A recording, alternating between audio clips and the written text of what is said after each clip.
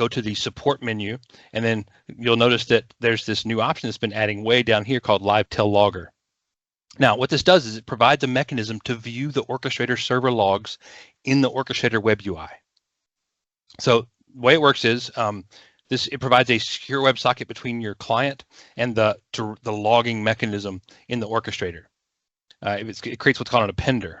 So every time a log is going to be brought up out of the code into the logging world, this thing sits there and kind of shims that process and copies out certain logs that you've deemed important and sends them to your UI. Only works on real-time log events, no historical nature to it.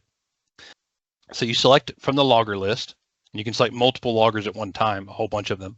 You can then further filter from the loggers you've selected on keywords, and then you have a log level selection here.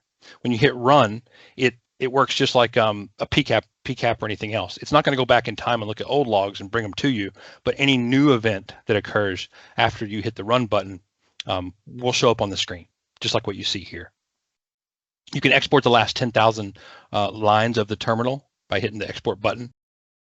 If you go to the Cloud Portal panel in the Orchestrator and you click this little I button here, the I button will give you a bunch of additional information about the way licensing is set up and the way it's working.